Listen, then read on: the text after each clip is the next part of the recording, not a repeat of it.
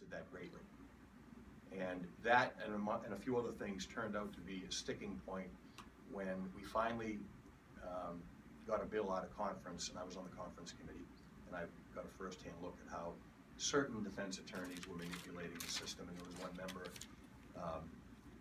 in particular who would leave the conference and go straight to Sal DeMacy's office to confer with him and update him what was going on.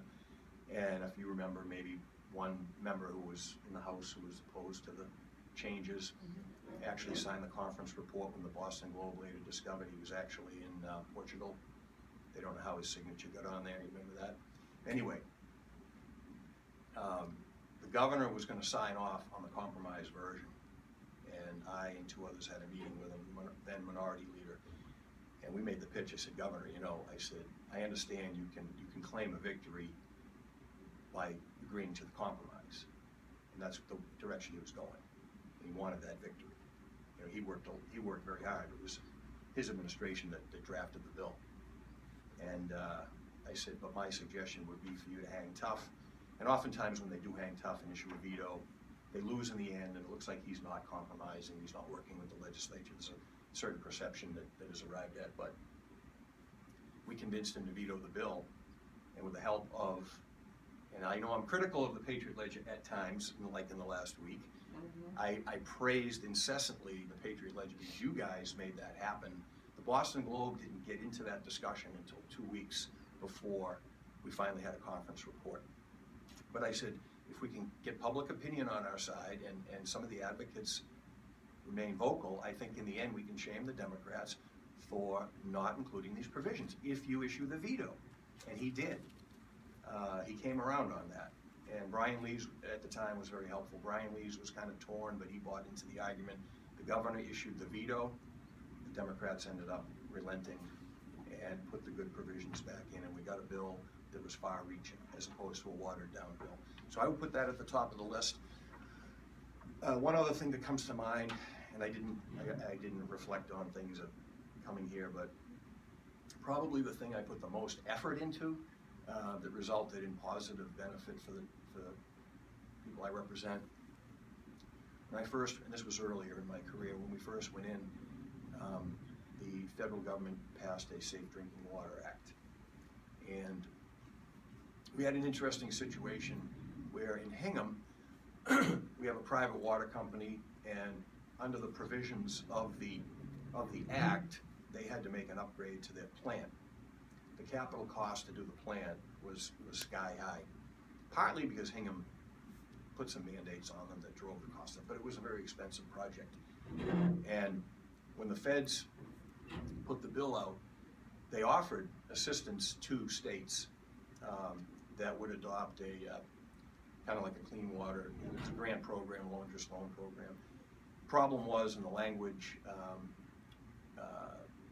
private companies would not benefit, even though they follow the same rate setting process and everything else. Private companies couldn't avail themselves of it, and there were no grandfather provisions for projects that already were completed. And I thought that was unfair, just because this company went forward under the spirit of the law, and then you have, you know, MWRA could benefit, was unfair. So we went to work to try to change that, and I had a great aide at the time who was my point person, now is a senior person in the AG's office. But we got, when the state adopted provisions of the federal law and set in place the Safe Drinking Water SRF, which was modeled over the sewer SRF, which my district benefited greatly from, we were able to get that amended.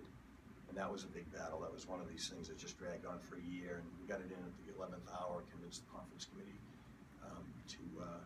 to relent. Paul Haley was chairman of Ways and Means at the time, over on the House side.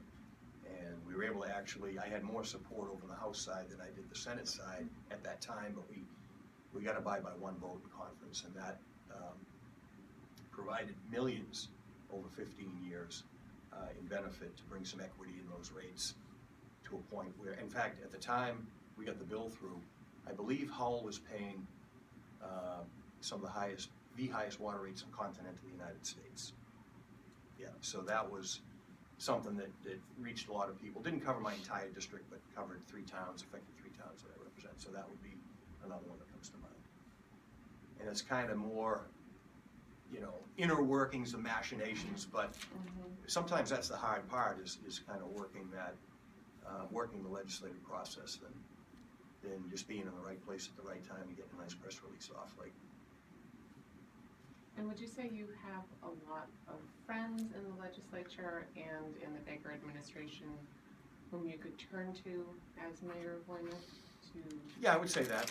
Help you? There's a lot of people. There's a lot of people. This governor has brought in. It's interesting. I probably knew more people higher level. You know, there's a lot of mid-level people that just from being around a long time. I mean, there's people serving in the Baker administration that I brought into state government. I can point to a lot of those. I probably had more direct contact and friendship with higher level Romney people than I do some of the Baker people. He's brought, you know, some people from unique areas. And he has a lot of people from across the aisle, you know, the Steve Kadishes, who I didn't know prior to this. He came from academia. But I probably, in terms of any governor that I've served in the legislature with, I probably know Charlie Baker better than any previous governor. But I was very fortunate with, like, Romney, his chief of staff, I was good friends with. So there's personal relationships there. Sometimes those don't matter. We as legislators can go around the governor. I had an instance, not to go too far off in the field, but I had an instance at one point where Paul Salucci was very mad at me, and his chief of staff froze me out of some stuff, and there was some things I needed at DEM, and you know, the DEM commissioner was a good friend of mine. He didn't know what was going on a couple notches above him, and just dealing directly with the commissioner, I was able to get what I needed anyway, despite the fact that Salucci's people were trying to block me from getting that. So it happened without them knowing. So yeah, there's good relationships. I would say that you know, when I went into the legislature, the guy that really took me under his wing and was my mentor was a Democrat, was Paul Harold from Quincy. I've had good relations. I'd say I'm probably closer on a personal level to more Democrats than I am Republicans in the Senate. You know, I would count Jack Hart amongst a friend who just left. So socially, I'm probably, you know, got more relationships there. I got a surprise for Christian along these lines later in the week, which I can't reveal now, that will bear that out. So we've talked a lot about your legislative record. How will you bring that experience and those accomplishments with you to Weymouth? And what is your goal? What do you see are the challenges of facing the office over the next couple of years, and what are your goals? Let's do the first question first. Repeat the first part. What do you see as the challenge?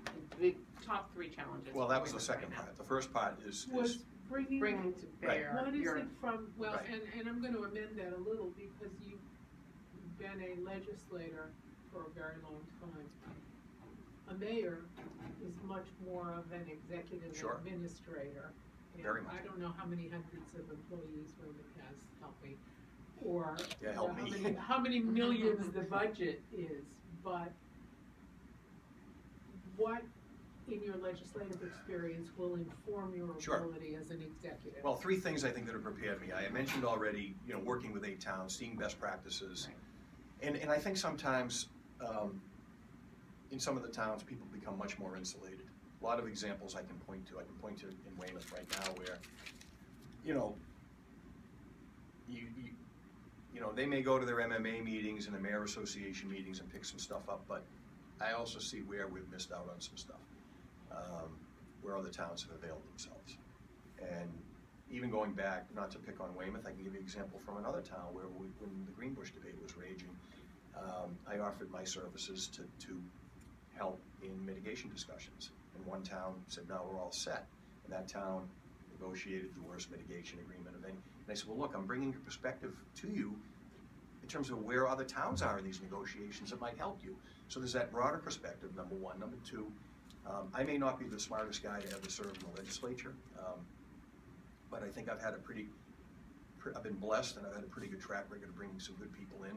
And I know those areas where I need the help with, and I know where my strengths are, but I think in attracting good people, I think that's an important, it's an especially important situation right now in Weymouth because we have so many vacancies.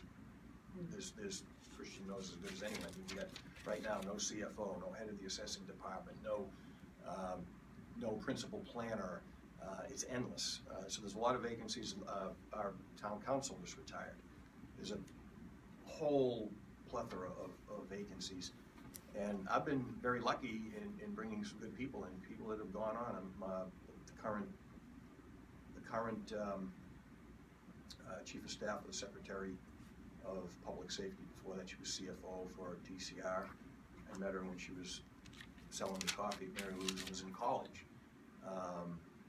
You know, I mentioned a guy that's one of the top aides to the Attorney General right now, started with me as an intern. So I've been blessed that way, and I think that trying to identify the right people to bring in is going to be important. So I think those are two ingredients. I certainly think that I bring a level of energy, just by my nature, sometimes too much energy, which will be helpful in that role. And the second part of the question was again? I know I'm leaving something out on the first part, but you confused me by giving me two of one. But. And what do you see as the top three major challenges facing Weymouth right now? Well, I think we get the same question in all these forums, and usually there's the same 5 questions we're getting. There are some things we can have a direct impact on, and the root of all of that, the answer, I guess, to many of those questions and issues is certainly revenue. The town of Weymouth, you know, if you do a side-by-side with some of the surrounding communities, we don't have the commercial base Weymouth has, that Braintree has. You know, we don't have the high property values of the Hingham. That's been the biggest challenge. You hear the mayor talk about that all the time. So trying to bring some smart growth to the town, trying to see some commercial development happen, and seeing some of these empty storefronts filled up is going to drive, you know, some solutions to a lot of the other problems, and that is obviously our public safety ranks are down, police and fire staffing levels are down significantly. We have huge, if you look at what is going to be released in the next couple of weeks that Christian will probably hear about, with the fire department, I think it's either police or fire, is almost completely expended its overtime budget. And that's because of the short staff nature. They've got to backfill positions through overtime. We've got a problem in both police and fire. The school issue is well documented. We've got serious funding issues there. In the DPW, I mean, we're down to 8 laborers in DPW. You know, we don't have the kind of shift management that other towns have. You know, I have a business in the Landing. You see Braintree's out there at midnight blowing the sidewalk, power washing the sidewalk, sweeping the streets, and we just can't match that in Weymouth. And how are you going to bring in the commercial base?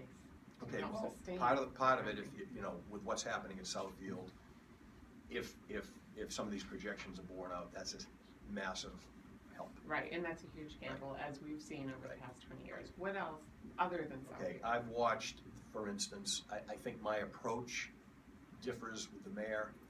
I think that my approach will help attract some commercial activity. I've had small businesses. I think I can take the approach with potential small business tenants that might be helpful.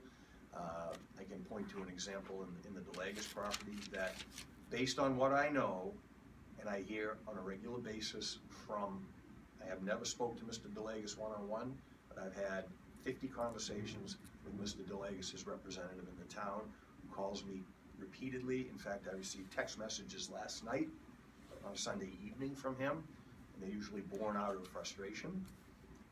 And based on what he tells me, and I'm not saying that everything he tells me is accurate, but based on what he tells me, I am convinced that had I been in that position for the last 4 years, and I also base that on discussions with counselors who are close to the situation, I am convinced that this project would be underway. What would you have done differently, and how was your approach different? Based on what I know, and where some of the stumbling blocks are, I believe that we could have reached a solution if someone, as chief administrator or executive of the town, was proactive in trying to bring those parties together. But the biggest complaint I hear from people close to the situation, part of what I hear, I should say, is unreturned phone calls. And I don't want to get into speaking for other people, but that's something I hear not only in this example, but others. I can tell you firsthand, you know, I had someone come in the office recently that threw down, never met the person, they threw down a campaign contribution in a business card, and they're a vice president of the largest traffic consulting firm in Boston, maybe in New England. And the town was seeking volunteers for a traffic study committee. And he submitted his resume, and he made 2 phone calls, and he never got a return phone call. So I hear that a lot. But do you have a plan? Do I have a plan? Yeah, I have a plan in my mind. Do I have a plan that I can? What's your In terms of plan what? for boosting business in Weymouth? Well, the first thing I would do is, and I do have a plan for some of our town centers. I'd rather wait to reveal all of the particulars, but if you look at Columbian Square, for instance, it's the closest thing we have to a downtown. We don't have a real downtown in Weymouth. We don't have a real commercial center. We have 5 small village centers. They're all in atrocious condition. If you walk around Columbian Square, for instance, the municipal parking lot looks like the moonscape. If you look at the sidewalks, they're in horrible condition. Based on my discussions with people who are in the town now, I do believe we have the ability, for instance, to fund the improvements necessary, basic improvements, and I'm not talking the traffic solution. I'm not talking, that's going to take a little more work. But I think coming out of the gate, we can address some of the issues in the town centers to create a new spirit in the community, that some things are actually getting done. For instance, in Columbian Square, work was done on a catch basin over a year ago. The mound of dirt that was excavated to accommodate the catch basin repair is still sitting in the middle of the road, taking up part of a parking space. It's been over a year. I talked to the merchants, and it's a joke. I said, I see the pile is still there. Little things like that I think with a little attention and minimal effort can create a new mood. And if you look at the empty storefronts in all of our town centers, if I'm a business, I've been criticized by some people. They say, why didn't you open your business in Weymouth if you really care about the town? Well, that's kind of silly because, you know, that was an opportunity that just kind of popped up in Weymouth. It was a specific site that became available at Braintree that became available that was of interest to my partner and I. But if I'm a small business person thinking of coming to one of the town centers in Weymouth, and I have to step over a giant crater in a sidewalk, and I look out my window at a weed that's 4 feet high, it's not appealing to me. And I think just some basic attention to these areas will help create a new mood, maybe make these areas more marketable. That's my basic step 1 of the plan. What's step 2? Step 2 is hands-on approach and talking to some of the landlords and offering whatever assistance we have, and staffing the right people in town hall. We do not have, I told you about the vacancies we have right now. And I hear the same complaint from people about no interaction with town hall from the right departments. Do you have a business plan for the town? A business plan? What do you mean a business plan? For a town? In terms, Senator, I guess, I think, I'm not gonna speak for Amy, but I might. First of all, if you have any specific plans, I would suggest that holding on to them and not mentioning them to the editorial board might not be the wisest to help us inform our decision on an endorsement. But Sure. the second thing is, Well, I touched upon it a little bit with, I specifically, want to see what in kinds the of first business will you 100-day type approach, Yeah. have a plan to get the parking lot done, using Columbian Square as an example of one of the town centers. I want to see before the next Christmas in the square, not this one obviously, but next one, my first Christmas in the square. I want to see Columbian Square much improved. I know we can't address the traffic issue. I know there's some studies sitting on the shelf that Mayor Madden had done that may have to be dusted off. Whether we can reach a consensus with the merchants to address the traffic problem, I'm not sure. Certainly some lane markings would be helpful, improve safety. with the lighting and the sidewalks, we'll address that to a certain degree. But I want to see, for the next Christmas in the Square, the parking lot done, some aesthetic enhancements to the parking lot fixed, and the sidewalks fixed. That's my goal. What about commercial business on 18? Well, if you look at your sister publication, the Weymouth News, I talked about the need, and other towns have undergone this, and Weymouth hasn't undergone it in a long time, a zoning review. There are people in the town that have suggested that as part of that, and I'll jump back to Columbian Square, for instance, that maybe considering an overlay district in Columbian Square similar to what was done in the Landing, which seems to have spurred some development in the Landing, might be an approach to take in Columbian Square if we had community support for that. So that's something that in the candidates' corner last week that I called for. I didn't specifically talk about the overlay district, but we're limited in how much space we have in that. But that's something that, as part of the Columbian Square and part of Route 18.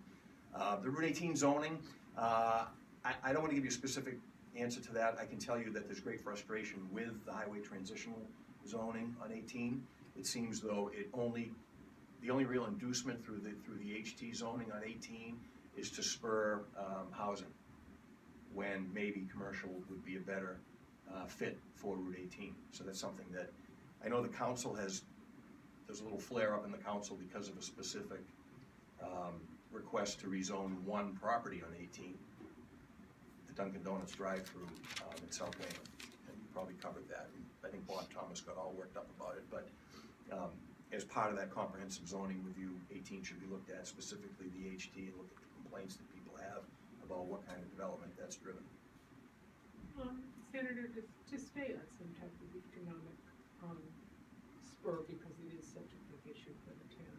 You mentioned a lot of small business. In your mind, is that retail and entertainment? Are you looking for professional services? Have you given sort of that sort of breakdown thought? Yeah, well, I think the big glaring hole we have is retail right now. That seems to be the most number of empty storefronts we have are in currently zoned retail districts. Some of the town centers, but also along 53 and elsewhere. I think we're in a great situation, a great position with the location of South Shore Hospital. You know, here we have a lot of complaints in town about the fact that they don't pay taxes, and people have criticized the pilot program we have at South Shore Hospital. But they're a big driver, not only for employment, but the spin-off we get from South Shore is significant. Just in the last, well, I'd say 2 weeks ago, I got a phone call from someone I did business in the 1980s with, who's a developer that is looking at a site on Route 18 and just wanted to get my opinion about zoning issues on Route 18. Well, yeah, traffic, but he was more concerned about zoning and the approach the town is taking. It had some specific questions for me about what my vision would be if I'm in that position, who wants to do a medical office building development on Route 18. I guess he's got some properties under option. I had a conversation as recently as Friday from a representative of one of the largest landowners now in Weymouth that has bought up industrial zone property, which by right he can do medical related, but he's bought up a number of properties that he wants to convert to medical related use because he thinks there's a tremendous market, significant amount of property, because of the proximity to where these properties are, the highway and South Shore Hospital. I don't know what he's got for tenants, but he's looking for some assistance with, he just basically had a couple of questions about the road. The road's a mess, and he's gonna make millions of dollars in investment on that street. You brought up South Shore Hospital. Do you feel like they should be paying more in taxes? I can't sit here and tell you the ins and outs of the current pilot agreement we have with them. I know that's been a bone of contention for many administrations. Well, no, I mean, we can't force them to pay taxes because of their nonprofit status, but the pilot agreement, obviously any mayor is going to want to look at that. And there's some specific small little things that I think I might ask them to participate in that are almost no or minimal cost. Just their arrangement, their relationship with Columbian Square, for instance. I hear some complaints from merchants about parking. I think we can talk about that issue. You know, I think maybe there's an opportunity, I don't want to negotiate with them in the newspaper, but I think there's an opportunity for them to play a more active role right in that neighborhood on some things that will bring some benefit, that are of no or minimal cost. So you're not going to look for more from them in terms of? I won't rule that out, but I think there's some other things they can do that don't affect their bottom line that would make a big difference. And parking's a huge issue in that area. Correct. And what do you see them doing? Because they have their own parking issues. Their staff have to park off-site in Rockland, I believe it is. They have multiple off-site parking locations, and that contributes to some of the traffic issues in Columbia Square. Now, we don't have a municipal parking. That lot, I wish was full every day. It's not. The town municipal lot, it's got some access issues and it's a mess. That itself doesn't have any capacity issues. I wish it did. If we had more full storefronts in Columbia Square, maybe that would be an issue, but right now it's not. Christian? You mentioned earlier that. And 3A, by the way, we're leaving North Weymouth out when we talk about 1853 Columbia Square. Obviously 3A, there's potential there for improvement, and one of the things I've been working on in my role as state senator, who will continue as mayor, is trying to have the Bridge Street reconstruction done a little bit more in conjunction with the completion of the Fort River Bridge. Right now, there's a gap in time between the completion of the Fort River Bridge and the start of the Bridge Street reconstruction, which the state wants to do.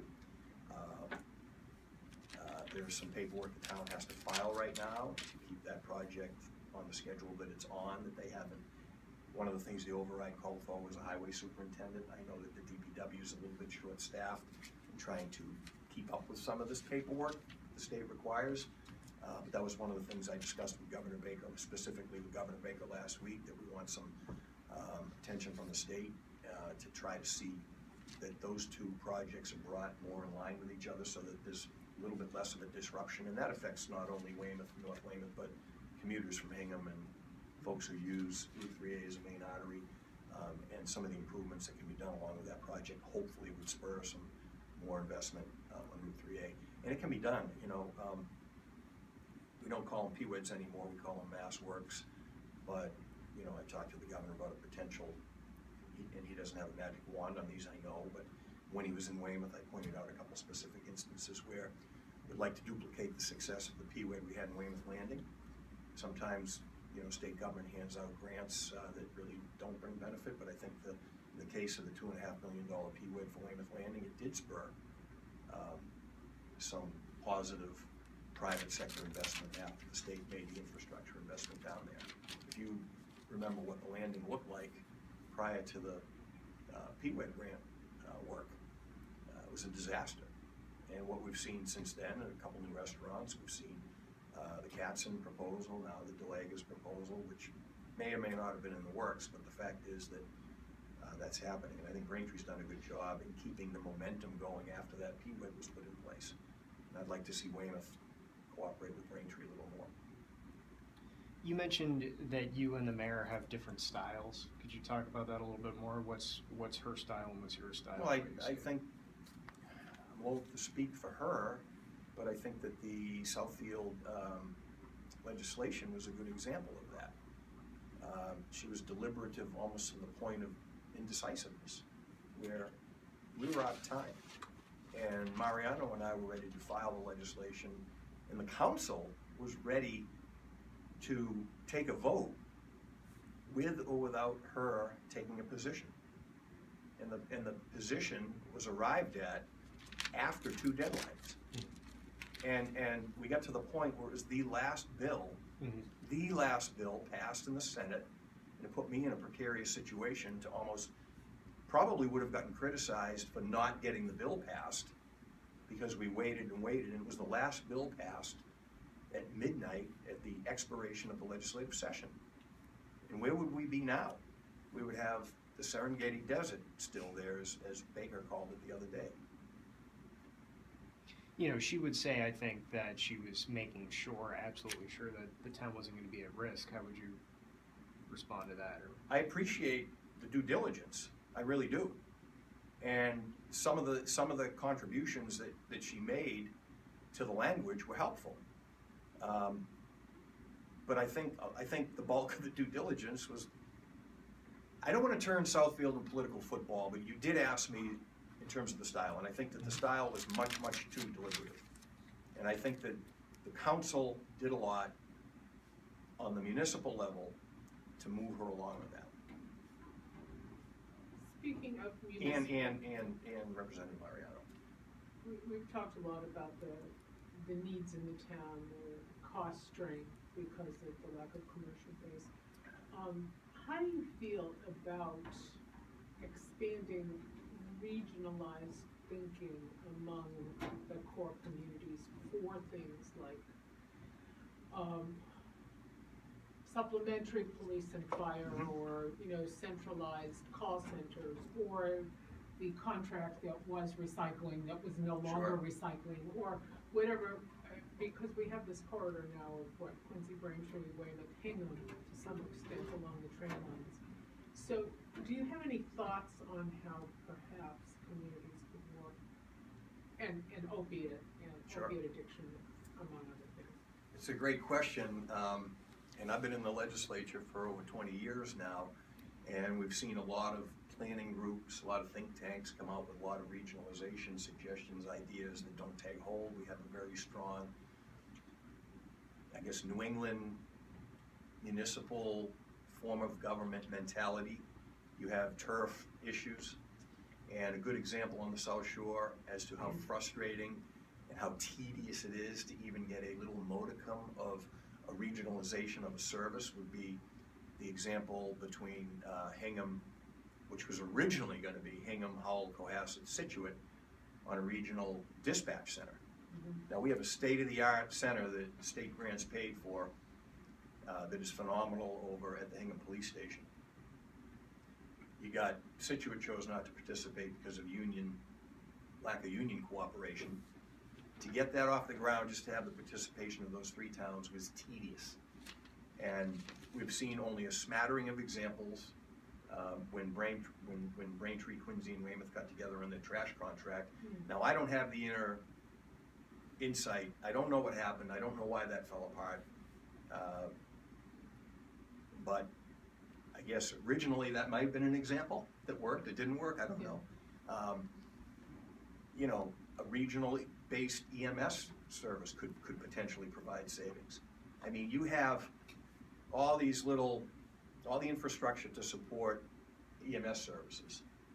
You know, you've got Brewster looking at a regional headquarters in Weymouth, and they don't have the Weymouth contract. You've got, you know, Fallon is in another town that they don't service where they've got a base of operations. It's kind of a patchwork of things. There's potential there, I would guess. But it seems as though in New England we have this great resistance to that kind of approach that we see in other states. Now, maybe because in other states we have strong county form of government and weak county form of government here. The regionalization of, and I never came from municipal government, so I don't understand the mindset. As a business person, I think the approach makes sense, but it seems like we have these turf issues that forever get in the way. Would I like to see it? Yes. Is there potential? Absolutely. I mean, public safety, you know, I think that's one example. Whether it be different contracts for municipal services. I think there's great potential there. Why we haven't seen it in 100 years, there's a lot of reasons. you mentioned earlier that there, from looking at the other towns that you represent, you feel like Weymouth has missed out. Can you give some examples on things that Weymouth has missed out on? I can give you a lot of examples. There's a debate she and I had that will air tonight where we talked about seawall funding. And this frustrates me because of the coverage last week that I know wasn't your fault, that you picked up from the Mariner, but I was the lead guy in the Senate and there's a big misconception out there as to how the bill got created. Jim Campbell likes to take credit that he created this program. There was legislation that had been in place for a number of years. It was a dam funding bill. What we did was take the comprehensive seawall inventory and analysis that was funded through legislation that I did with Frank Hines. It goes back a ways. We used that ammunition, that data, to glom onto the dam safety bill. That was the last bill passed in the legislature the session before. Ironically, we had two social-oriented bills that were the last bills to get through. The dam and seawall grant and loan program fund 2 sessions ago, and then Southfield in the last session. But we have a seawall problem in North Weymouth. And now I've watched in 3 rounds of grant funding, just about all the other communities I represent receive funding from that program. If you listen to the debate tonight, I think there's a lack of awareness on the part of the town of Weymouth about that program, despite the fact that the person who helps administer the program, I have had down on the seawall, visiting the seawall with people from the engineering department. So that's an example where we could be more proactive going after that state money. Going after additional, I'll keep calling them PWED grants. I don't like the sound of MassWorks. It sounds too something that a consultant came up with. It's too catchy, but PWED hits the nail on the head more as a public works economic development grant, because that's what it is. But some of that stuff. Missing out, I'll give you another example. This is something that it might be pie in the sky, but it's something that we didn't pursue. If you look at the success of derby shops in Hingham, and I will suggest to you that Weymouth will never be, demographically speaking, a place that will host a derby shops, okay? But if you look at geographically, and I've talked to developers, I have good relationship with, there's a lot of sophisticated people who are in the development business who live in my district, who I've come to know through the years in representing some of these towns. We've got major developers located here that work with national tenants I talk to all the time, not to sound like Donald Trump. Derby shops, success because of its location. If you look a little further north, in more proximity to Boston, and this is one of the things that the Southfield guys are going to try to capitalize, but if you look at a property owned by RK Development, Ronan Katz, I don't know how long you've been covering Weymouth, but that was a sore subject. Councilor Melise brought up issues continuously with the condition of that plaza. We're talking about the Lowe's Plaza on 3A? No. The RK Center on Route 18. Oh, 53 by the split? Yeah. So that was in disrepair. There were a lot of complaints that the town registered with that place. Mr. Katz is a major developer, major shopping center owner between Miami, New York, and Boston, worth billions. Interesting guy. He was drafted by the Boston Celtics and played for the Israeli national Olympic team. And he owns part of the Miami Heat now, doesn't he? Used to. Used to. Yeah. Anyway, I'm sure that this is a small, tiny, fractional little piece in his portfolio. He may never have even been there. I don't know. If you look at the location of that, between access to 53, 18, 3, it's much better situated than derby shops, for instance. So there was talk of some redevelopment, and the local property manager for Mr. Katz approached the town, and they wanted some traffic improvements. So rather than go to the state, even though we're on a state highway, and seek a PWED grant or a MassWorks grant, and do something, and by the way, at the same time, the Mass Electric site was for sale adjacent, huge parcel. Why someone, and maybe they did, maybe they didn't, I don't know, but someone from the town could be proactive, get a hold of Mr. Katz and say, listen, you got a great situation here, you got this additional property for sale. Maybe they have, but the inducement that the town gave for the improvements over there was simply to agree to let the developer, in this case RK, fund a turning lane and a set of lights. Now, what I would have done, and this was spurred by talks with some developers who have put the bug in my ear. I'm no great expert on the value of these properties or land use planning. But there was an opportunity to market that site, and I did have a developer tell me about a national tenant that may have had some interest there. I believe you could have marketed that site instead of having the developer foot the bill, say, look, I want you to apply that money in some other ways. Let's go after the state to make the improvements on that state highway. let's market this site in a way that we're gonna get tenants other than National Wholesale Liquidators and some of the tenants we have there. Prior to that, a Building 19. That could have been in its own little mini commercial center of the town, I believe. What do we end up at the Mass Electric site? We got another self-storage center. So I just think the town could do a better job of marketing itself and working with some of these people, maybe to bring some higher quality tenants that spur a little bit of better economic growth. So I think I would have tried to direct the developer to put those resources in a better direction, see if we could get state participation to realign the intersections, what have you, to make that site much more marketable than it is based on the kind of tenants we have over there. And having the Mass Electric site developed into a self-storage center, yeah, that's nice. Maybe that's an improvement in a vacant building, but given its location, I think we could have done a lot better.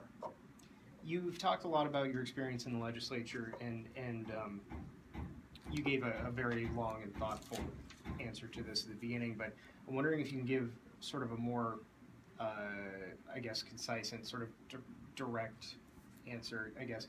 So why do you want to be the mayor of Weymouth, and why now, and why are you more prepared than you were when you ran in '99? I'm older and wiser and more experience. I mean, that's basically it. And why are you the right guy for Weymouth?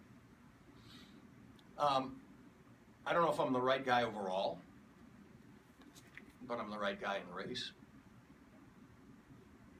Actually, I'm the only guy in the race.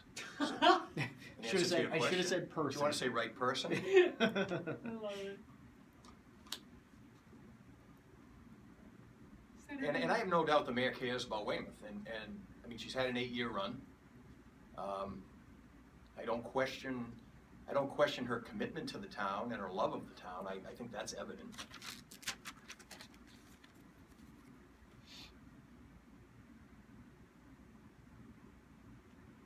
You mentioned, in talking about retail development, that Weymouth will never have the demographic profile Sure. to attract this kinds of shoppers that go to Derby Street. What is the current demographic profile? Have you seen people moving into the town? Is it, I mean, I've observed Quincy, and Quincy has changed dramatically Sure. since I first got here. Is the same thing happening with the Weymouth housing stock? Is there more, or do you think there should be more multifamily units to deal with the train commute people, or what? No, I like the zoning changes proposed for Southfield that move us away from single-family homes, and those were higher-end single-family homes, I might add. They were not by any means below median home price homes. They were higher end for Weymouth homes, but I think the changes that are proposed over there, even though they're more dense, I think that given the infrastructure we can have there, I'm confident in our ability to address water and sewer. I'm a little less confident about our ability to maintain the transportation options for Southfield. We have some capacity issues at South Station. We have some capacity issues, and this is something I talked about during the Greenbush debate. We have very clear, and the governor, I brought it to his attention, and he had been kind of on his radar at some point in time where he was briefed, but we do have capacity issues on the old Colony line. For instance, when Greenbush went online, they dropped 2 rush hour trains from the Plymouth line to accommodate the merge. So we have to look at that very closely. The South Station capacity issue is real. It's something that we've discussed in Transportation Committee I've been on since I went into the legislature. And of course, Route 18 is a continual battle. I lived in South Weymouth, and I've lived in the Route 3A corridor. I'll take the Route 3A corridor over the Route 18 corridor any day. I've lived in both. So that's something that we have to work on. There are very real and viable solutions, and I believe that the developer is committed to them. I've had 2 discussions with them at length on the water and sewer issues. I'm confident that the council, there are people in the council that are focused on that and understand the issue and understand the solutions. And by the way, that's something that hasn't come up in any of these forums in a significant way, nor has it come up here, but I think the most significant difference between Mayor Kay and I right now in this campaign maybe it was the ambulance thing a little bit that keeps coming up, and I'd love to talk about that. I was gonna ask you that Since the next. contract was signed last week. But I think our vision on how you supply water and allow a solution to water for the developer, Elstar, to reach its full potential is the biggest difference between Mayor Kay and I. And I think she's completely out on a limb on that. What was the question again? We were talking about, Oh, was it I asked you differences? Yeah. demographics. Oh, the demographics, right. I'm sorry.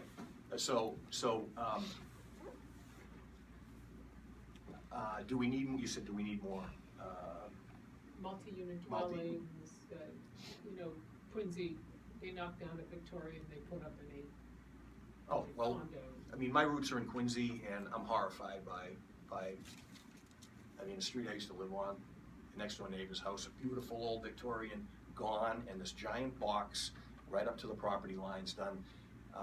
That happened in Weymouth to a degree in the 60s and 70s. I think there were a lot of, zoning is a hot topic in Weymouth right now. There's an effort for a zoning moratorium in Weymouth, which I disagree with. And I think that my review is something that I'd like to do, is to kind of compromise and see what we can come up with. But a lot of bad zoning decisions in Weymouth in the 60s and 70s, when we were losing a lot of industrial activity. There was some old, for instance, shoe factory on Charles Street. We allowed massive, dense development, and you'll drive down the street in Weymouth and you'll see a single-family home with a 4-story, 5-story building next to it, in some cases, which hasn't helped the character of the town over time. Weymouth is changing, similar to Quincy. I just spoke at a school on Friday, very diverse at the Siege School. I asked for a show of hands how many kids were born outside the U.S., and I think it was about 30% of the hands went up amongst the 4th grade class. It was very interesting to see what countries. No Chinese, which is obviously the big minority demographic in Quincy, but we had a much more diverse array of kids in that particular school. I don't think we need more dense in neighborhoods, no. It is the answer to that. The density that's proposed for Southfield, I think, does make sense. But do I want to see more of that in neighborhoods? And that's part of the HT discussion that we have, the highway transitional zoning on Route 18. That's been used by developers to plunk multi-units in what looks like a residential neighborhood in some instances, or in an area that would be better served by small commercial activity.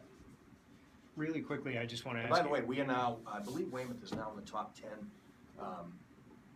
in communities that host Section 8 residents. And we have a significant problem in our schools with the homeless student population. Yeah. Massive drain on our town, another unfunded mandate courtesy of federal law that the state doesn't reimburse us for. And I know you guys have done actually a good job of covering that. I wanted to ask you, because you brought it up, to touch briefly on the fire EMS situation and the fact that the town, the mayor signed a 2-year contract extension. Can you just talk about your reaction to that a little I bit? can answer this one briefly, unlike some of my previous answers today. This has been an issue in this race, and I have not in any way, shape, or form called for fire-based EMS service. I think that's been mischaracterized a little bit in some of the forums. What I did say was, this is something that Mayor Madden started studying when he was in office. Now, I was corrected by the mayor last Saturday, which we'll hear tonight, when I raised that. She said, oh no, he did his study and came to a conclusion. I started my own study. Okay, fine. So for 8 years, this administration has been studying this issue, and with no conclusion. The study was quote unquote released. What's the date today? 19. The day before, last week, the day before the contract with Fallon expired, the study was released in the form of an email from Mike Gallagher to the mayor and the council. My understanding is, Christian probably knows better than I, but my understanding is there are no minutes from the meetings of the committee that was formed to study the issue. Nor did the mayor, from what I understand, participate in any of the meetings. I don't even know if there were meetings. So the conclusion was released the day before the contract was signed. It's a 2-year contract in what could be a lame duck administration. And my complaint is this.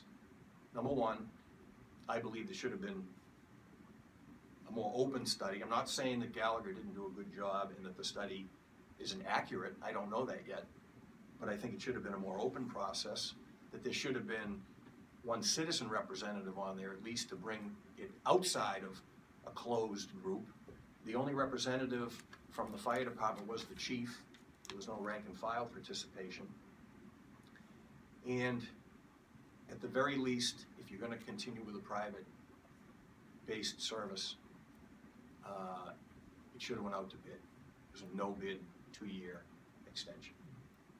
And the irony here is that you have a union that wants to participate, you have Social Hospital that has its own EMS service that you could potentially include in this discussion. Other communities are deriving revenue from a private service that we are not. The new extension doesn't add any enhancements despite the spin from the administration. She talks about the fact we have 4, for instance, we have 4 ambulances now based in town. Only 2 of those are dedicated to the town. Fallon parks them here and they make themselves available to the town, but they're not dedicated to the town the way it is in the contracts in Braintree and Quincy and other places like that.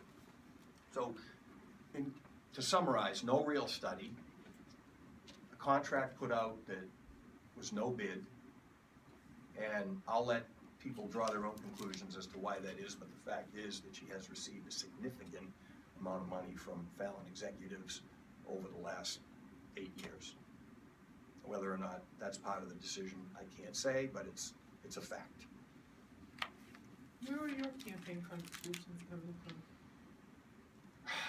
So, I'm gonna mess myself up with the numbers, but if you look at the last filing period, I received more contributions than all the other 5 candidates combined from Weymouth.